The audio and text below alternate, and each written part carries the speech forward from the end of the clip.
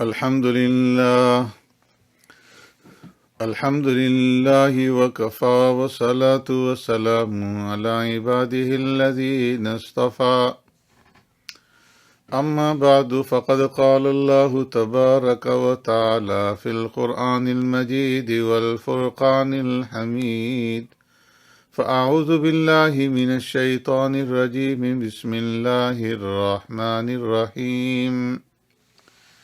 أفحسبتم أنما خلقناكم عبثا وأنكم إلينا لا ترجعون صدق الله مولانا العظيم۔ معزز سامعین و ناظرین،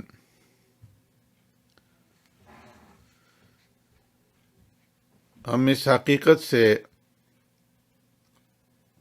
اچھی طرح سے واقف ہیں کہ اللہ تبارک و تعالی نے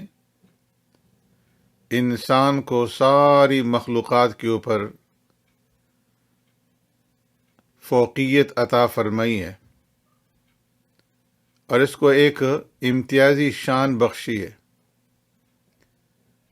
انسان کو یہ فوقیت اور امتیازی شان کیوں دی گئی ہے، اس کو جاننے کی ضرورت ہے۔ اگر کسی انسان کو افضلیت اور خصوصیت حاصل ہوتی ہے تو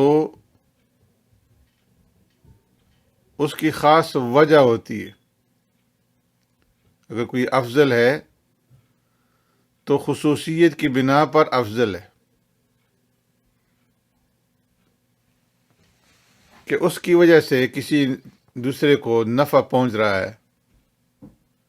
وہ انسانوں کے کام آتا ہے، اس کے دکھ درد میں شریک ہوتا ہے،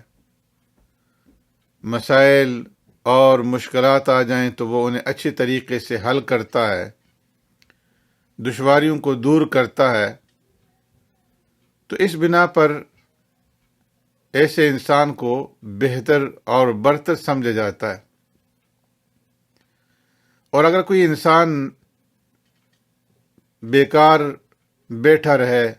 اس کا صرف کام کھانا پینا ہو، آرام کرنا ہو، کسی کے وہ کام نہ آئے، اس کی وجہ سے دنیا کے اندر کوئی تغیر، کوئی تبدیلی نہ آئے،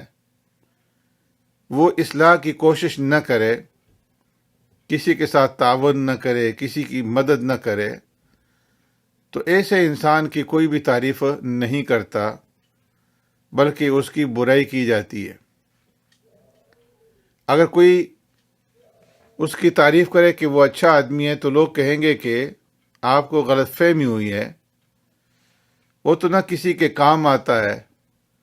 اور نہ کسی کی بھلائی کے اندر، خوشی کے اندر اس کے ساتھ شریک ہوتا ہے، غم میں شریک ہوتا ہے، اسے تو صرف اپنے کھانے پینے اور اپنی راحت اور اپنی آسائش کے ساتھ غرض ہے، تو ایسا آدمی کس طرح اچھا ہو سکتا ہے؟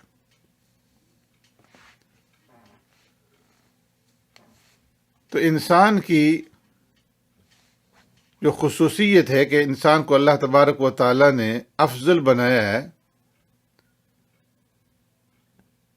اس لیے کہ اس انسان کو ساری دنیا کو سنبھالنا ہے اور اپنے خالق اور مالک کی مرضی کے مطابق دنیا کو چلانا ہے۔ اگر انسان اپنے رب کی مرضی کے بجائے اپنی منمانی کرنے لگے تو اس کا نتیجہ یہ ہوگا کہ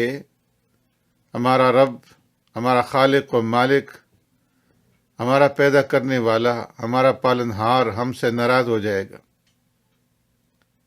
جس طرح کہ کوئی بادشاہ اپنی کابینہ بناتا ہے، اب اس کے اندر وزراء مقرر کرتا ہے، تو ان وزراء کا کام یہ ہوتا ہے کہ وہ اس بادشاہ کی مرضی کے مطابق حکومت چلائیں۔ لیکن اگر ہر ایک وزیر اپنی منمانی کرنے لگے اور بادشاہ کی مرضی کو اس سامنے نہ رکھے اپنی مرضی چلانے لگے، اس کے احکامات کو نظر انداز کر دے، تو وہ بادشاہ نہ صرف اس کو معزول کرے گا اس عہدے سے، بلکہ اس کو سزا بھی دے گا کہ تم ہمارے کسی کام کے نہیں ہو، اس لیے تم ہماری کابینہ کے اندر نہیں رہ سکتے۔ تو اللہ تبارک و تعالیٰ نے بھی انسان کو دنیا میں اس لیے بھیجا ہے کہ وہ دنیا کے نظام کو سنبھالے اور اس نظام کو اللہ رب العزت کی رضا اور اس کی مرضی کے مطابق، اس کی خوشنودی کے مطابق اس کو چلائے، اور جو چیزیں اللہ رب العزت نے پیدا کی ہیں ان سے خود بھی فائدہ اٹھائے اور دوسروں کو بھی فائدہ پہنچائے۔ رب العالمین نے ہمیں پیدا کیا اور سارا یہ نظام، سارا یہ جہان، سارا یہ عالم اللہ رب العزت نے بنایا، جس کے اندر کھیت بھی ہیں، جس کے اندر درخت بھی ہیں، جس کے اندر باغات ہیں، جس کے اندر پہاڑ ہیں، دریا ہیں اور صحرا ہیں۔ تو یہ سارا نظام اللہ تبارک و تعالیٰ نے کھیل تماشے کے لیے اور تفریح اور لطف اندوزی کے لیے نہیں بنایا، بلکہ اس نظام کے بنانے کا مقصد یہ ہے دنیا کے پیدا کرنے کا کہ یہ انسان دنیا کے اندر رہ کر کے اس کی مرضی کے مطابق کام کرے، اس کے بتائے ہوئے احکامات کے مطابق اس دنیا کے نظام کو چلائے۔ دنیا کی زندگی کے اندر اسے کھانے پینے کی بھی ضرورت پڑے گی، کپڑے کی بھی ضرورت ہوگی، مکان کی بھی ضرورت ہوگی۔ تو یہ انسان اپنے خالق اور مالک کے بتائے ہوئے طریقے کے مطابق اپنی ان تمام ضروریات کو پورا کرے۔ اگر یہ انسان اللہ کے بتائے ہوئے طریقے کے مطابق اپنی زندگی نہیں گزارتا تو یہ ایسا انسان اللہ رب العزت کو کیسے پسند آئے گا کہ جو اللہ کی نافرمانی کرے۔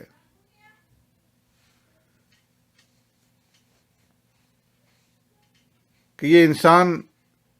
کھائے پیے تو اللہ رب العزت کی نعمتوں کو،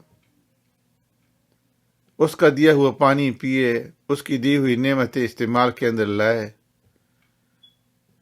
اس کے پیدا کیے ہوئے اناج اور غلوں سے فائدہ اٹھائے اور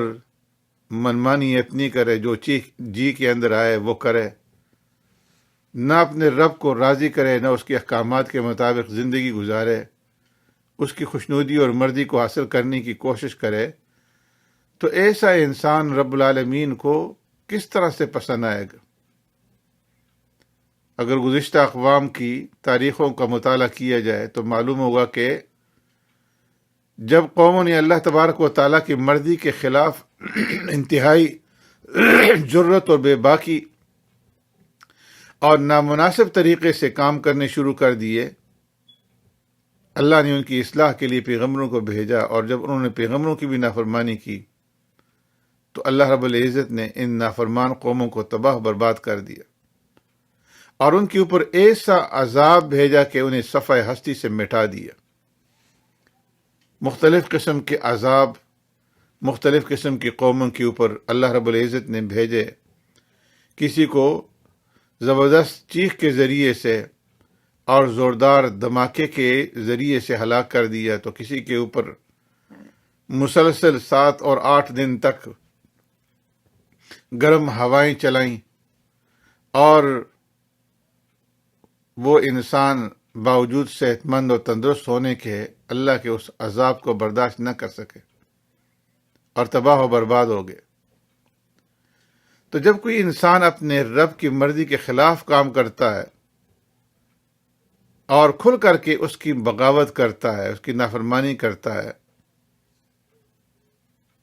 تو اللہ رب العزت اس کو کیسے برداشت کریں گے؟ وہ فرمائیں گے کہ ہم نے دنیا کے اندر تمہیں اس لیے نہیں بھیجا تھا، ہم نے دنیا کا یہ سارا کارخانہ جو تیار کیا تھا، تمہاری پیدائش سے پہلے ہی ہم نے زمین بنا دی، آسمان بنا دیا، چاند سورج ستارے ان کے قمقمے لٹکا دیے، زمین کے اندر سارے خزانے جمع کر دیے۔ یہ کس لیے بنائے تھے؟ تاکہ تم اپنی منمانی کرو اور اپنے رب کے خلاف کرو۔ ایسا بھی ہوتا ہے کہ لوگوں کے اندر خرابیاں پیدا ہو جاتی ہیں، وہ اللہ کی نافرمانی کرتے ہیں، اپنی خواہش کے مطابق زندگی گزارتے ہیں، اور اپنی لذت کی اصول کے لیے وہ کسی کی پرواہ نہیں کرتے، اپنے پروردگار کی احکامات کو اہمیت نہیں دیتے۔ تو فرمایا کہ ایسے لوگ اللہ رب العزت کے ہاں ناپسندیدہ ہوتے ہیں۔ اللہ رب العزت اگر چاہے تو عذاب بھیج کر کے انہیں تباہ کر دے، لیکن اس آخری امت کی اندر ایک تو پیارے پیغمبر صلی اللہ علیہ وسلم کی دعا، اور پھر اللہ کے نیک بندے دنیا کے اندر ایسے موجود ہیں کہ جو اللہ کے بتائے ہوئے راستے پر چلنے کی کوشش کرتے ہیں۔ تو ایسے نیک لوگوں کی وجہ سے نافرمان لوگ اللہ کے عذاب سے بچ جاتے ہیں۔ لیکن عذاب سے بچنے کا یہ مطلب نہیں ہے کہ اللہ تبارک و تعالیٰ ان سے راضی ہو گیا، بلکہ اللہ رب العزت ان سے ناراض ہوتے ہیں، ان پر مصیبتیں آتی ہیں، بیماریاں آتی ہیں، وبائیں آتی ہیں، جس طرح کہ اللہ رب العزت نے قرآن کریم کے اندر فرمایا وَمَا كَانَ اللَّهُ لِيُعَذِّبَهُمْ وَأَنْتَ فِيهِمْ وَمَا كَانَ اللَّهُ مُعَذِّبَهُمْ وَهُمْ يَسْتَغْفِرُونَ، کہ اللہ تبارک و تعالیٰ ان کو عذاب دینے والا نہ تھا جب تک آپ صلی اللہ علیہ وسلم ان کے اندر موجود تھے، اور جب تک وہ لوگ گناہوں سے معافی طلب کرتے رہیں گے، استغفار کرتے رہیں گے، تو اللہ رب العزت ان کے اوپر عذاب نہیں بھیجیں گے۔ اللہ تبارک و تعالیٰ نے انسانوں کو اس دنیا میں پیدا کیا ہے تو اس کے لیے اس نے سارے وسائل اور فائدے رکھے ہیں تاکہ یہ انسان آرام سے رہے، لیکن اپنے خالق و مالک کو ہمیشہ یاد کرتے رہیں اور اس کے حکم کے مطابق دنیا کا نظام چلائیں، انسانوں کے ساتھ محبت اور شفقت کا معاملہ کریں، خیر خواہی اور اخلاق کے ساتھ نیک برتاؤ کریں۔ اگر لوگوں کے اندر برائی پیدا ہو جائے تو اس برائی کو اچھے طریقے سے روکیں، انہیں بھلائی کا حکم دیں، نرمی اور محبت کے ساتھ گمراہ لوگوں کو راستے پر لانے کی کوشش کریں، انہیں صراط مستقیم اور راہ راست کی طرف لانے کے لیے اپنی مساعی اور اپنی کوششوں کو عمل کے اندر لائیں، نیکی کا حکم دیں، برائیوں سے روکیں۔ اور جب نیکی کا حکم کرنے والے اور برائیوں سے روکنے والوں کی تعداد دنیا میں بڑھ جاتی ہے تو ان کی وجہ سے، ان نیک لوگوں کی وجہ سے عذاب رک جاتا ہے۔ اللہ تبارک و تعالیٰ نے انسان کو پیدا کیا اور ساری دنیا کے وسائل اس انسان کے قبضے میں دے دیے، تو ساتھ ہی اللہ تبارک و تعالیٰ نے انسان کے اوپر کچھ ذمہ داریاں بھی ڈال دی ہیں۔ اس کو عبث سے محض پیدا نہیں کیا۔ فَمَا فَحَسِبْتُمْ أَنَّمَا خَلَقْنَاكُمْ عَبَثًا وَأَنَّكُمْ إِلَيْنَا لَا تُرْجَعُونَ، کیا تم نے یہ گمان کر رکھا ہے کہ ہم نے تمہیں یوں ہی بیکار پیدا کر دی ہے اور تم واپس ہماری طرف لوٹ کر کے نہیں آؤ گے؟ تو اے انسانوں، تم یہ حقیقت ہمیشہ کے لیے اپنے پیش نظر رکھو کہ تم کو اپنے خالق اور مالک کے پاس واپس جانا ہے، اور جب اس کے پاس تم واپس لوٹ کر کے جاؤ گے تو وہاں تم سے سوال کیا جائے گا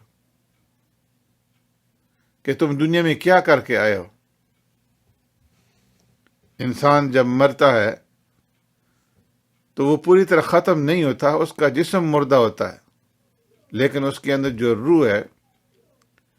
اس کی طاقت ہمیشہ باقی رہتی ہے۔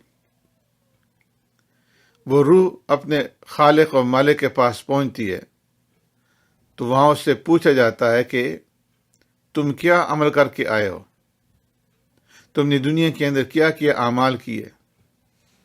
تم نے کس کو فائدہ پہنچایا، کس کو نقصان پہنچایا،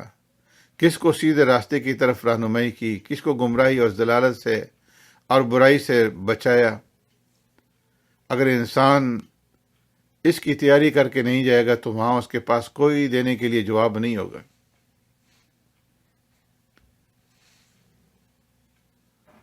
اگر انسان اپنی پیدائش کے مقصد کو بھول جاتا ہے تو پھر اس کے اور جانوروں کے درمیان میں کوئی فرق نہیں رہتا۔ اگر اس کا مطلب نظر صرف کھانا پینا ہو، آرام کرنا ہو، تو جانور بھی کھاتے ہیں اور پیتے ہیں اور آرام کرتے ہیں۔ اللہ تبارک و تعالی نے انسانوں کو جو اشرف المخلوقات بنایا ہے اور تمام حیوانات سے جو افضل بنایا ہے، تو اس لیے کہ یہ انسان اپنے رب کی مرضی کے مطابق اپنی دنیا کی زندگی کو گزارے اور دنیا کا نظام چلائے۔ جانوروں میں اس کی عقل نہیں کہ وہ یہ سمجھیں کہ دنیا کو کیسے چلایا جاتا ہے، لیکن اللہ نے انسان کو عقل عطا فرمائی ہے تاکہ وہ دنیا کو چلا سکے۔ جب انسان افضل ہے تو پھر انسان کو یہ جاننا چاہیے کہ جس نے ہمیں پیدا کیا ہے، اگر ہم اس کی مرضی کے مطابق یہ زندگی گزاریں گے اور اس دنیا کا نظام چلائیں گے تو ہم کامیاب ہوں گے، اور اگر اس کی مرضی کے مطابق نہیں چلیں گے تو ہم بچ کر کے کہیں بھی نہیں جا سکتے۔ اس لیے انسانوں کی ذمہ داری ہے کہ وہ اپنے رب کو پہچانیں، اپنے رب کی پسند اور ناپسند کو پہچانیں، اور اپنے رب کے بتائے ہوئے احکامات کے مطابق اور اس کے نبی کے طریقوں کے مطابق اپنی زندگیاں گزاریں۔ خود بھی نیک بنیں اور دوسروں کو نیک بنانے کی کوشش کریں۔ جو لوگ اپنے خالق و مالک کو نہیں پہچانتے، اس کے احکامات سے واقفیت حاصل نہیں کرتے، ان کو ہمارا یہ فرض ہے کہ ہم بتائیں کہ جس راستے کے اوپر تم جا رہے ہو یہ نقصان والا راستہ ہے، اور مرنے کے بعد تمہیں اپنے پروردگار کے سامنے اپنے اس زندگی کا جواب دینا پڑے گا، اس غلط راستے پہ چلنے کا جواب دینا پڑے گا۔ ہمارا حال یہ کہ ہم دنیا کے اندر معمولی افسروں کے سامنے جواب دیتے ہوئے گھبرا جاتے ہیں۔ اگر حکومت کا کوئی قانون توڑ دیا تو قانون کو توڑتے ہوئے، اس کی کسی قانون کی خلاف ورزی کرتے ہوئے ہم گھبراتے ہیں کہ ہم سے جواب طلب کیا جائے گا۔ اگر ہم ٹیکس ادا نہیں کرتے تو ہمیں جواب دہی کا ڈر ہوتا ہے۔ تو جو قانون اور جو احکامات اللہ تبارک و تعالی نے بنائے ہیں اور جس نے سب کچھ ہمیں دیا ہے، اگر ہم اس کے قانون کے اوپر نہیں چلیں گے، اس کے احکامات کے مطابق عمل نہیں کریں گے، تو کیا وہ ہمیں یوں ہی چھوڑ دے گا؟ ہم سے پوچھ نہیں ہوگی؟ اللہ رب العزت چونکہ ہم سے دنیا کے اندر نہیں پوچھتے اور دنیا کے اندر ہمیں ڈھیل دی ہوئی ہے، تو ہم مطمئن ہو جاتے ہیں اور سمجھتے ہیں کہ بس بات ختم ہو گئی، حالانکہ بات ختم نہیں ہوئی۔ اللہ تبارک و تعالیٰ نے ایسا نظام بنایا ہے کہ جب دنیا کے اندر تم سب کچھ کر کے آ جاؤ گے اور کوئی حجت باقی نہیں رہے گی، تو تب ہم پوچھیں گے کہ تم اس دنیا سے کیا لے کر کے آئے ہو، کیا کام کر کے آئے ہو، کس عیش و عشرت کے اندر تم نے زندگی گزاری، کس راستے پر تم چلتے رہے ہو، تم نے جس راستے کا انتخاب کیا وہ راستہ صحیح تھا یا غلط تھا۔ وہاں آدمی کے پاس بجائے سوائے اپنی غلطی کے اعتراف کے کوئی چارہ کار نہ ہوگا۔ اللہ تبارک و تعالیٰ نے اس دنیا کے اندر ہر ایک انسان کے ساتھ 2 فرشتے اعمال لکھنے والے مقرر فرما دیے ہیں کہ جو ہمارے دائیں اور بائیں کندھے پر بیٹھ کر کے ہمارے ہر اچھے اور برے عمل کو وہ نوٹ کر رہے ہیں۔ ہمارا ہر اچھا اور برا عمل جو ہے وہ ٹیپ کیا جا رہا ہے، اس کی ریل اور اس کی کیسٹ جو ہے وہ بن رہی ہے، اور جب اللہ کے سامنے ہم پیش ہوں گے تو وہ سارے اعمال بھی وہاں اللہ رب العزت کے سامنے پیش کیے جائیں گے۔ پھر اللہ رب العزت جسے چاہے گا سزا دے گا، جسے چاہے گا معاف کر دے گا۔ تو اس لیے جب اللہ رب العزت نے ہمیں اس دنیا کے اندر بھیجا ہے تو یہ ہماری ذمہ داری ہے کہ ہم اپنی خالق اور مالک کی احکامات کے مطابق اور اس کی مرضی کے مطابق اپنی زندگیاں گزاریں، اور اپنا گھریلو نظام، اپنا محلے کا نظام، اور جہاں تک ہماری ذمہ داری بنتی ہے اس کو اس کے احکامات کے مطابق چلانے کی کوشش کریں۔ سبحانک اللہم بحمدک، نشہد ان لا الہ الا انت، نستغفرک ونتوب الیک۔